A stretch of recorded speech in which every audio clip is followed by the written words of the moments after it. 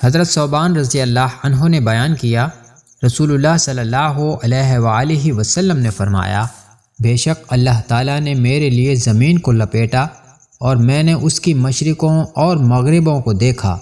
اور بلا شبہ میری امت کی عملداری وہاں تک پہنچے گی جہاں تک اسے میرے لیے لپیٹا گیا ہے، اور مجھے سرخ و سفید سونا چاندی 2 خزانے دیے گئے ہیں،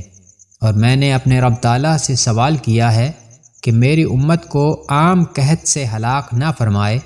اور ان پر ان کے اپنے اندر کے علاوہ باہر سے کوئی دشمن مسلط نہ ہو جو انہیں ہلاک کر کے رکھ دے۔ تو میرے رب نے مجھے فرمایا، اے محمد صلی اللہ علیہ وآلہ وسلم، میں جب کوئی فیصلہ کرتا ہوں تو اسے رد نہیں کیا جاتا۔ میں تیری امت کے ان لوگوں کو عام قحط سے ہلاک نہیں کروں گا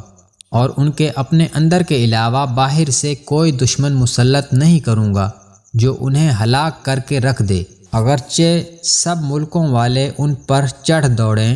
تو انہیں ہلاک نہیں کر سکیں گے، البتہ یہ آپس میں ایک دوسرے کو ہلاک کریں گے اور ایک دوسرے کو قید کریں گے۔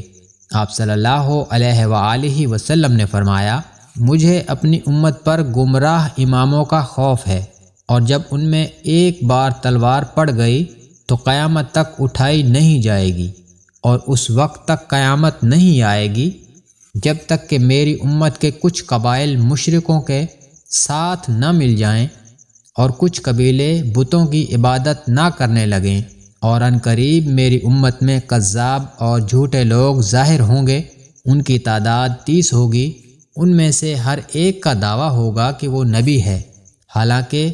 میں خاتم النبیین ہوں، میرے بعد کوئی نبی نہیں، اور میری امت کا ایک گروہ ہمیشہ حق پر رہے گا۔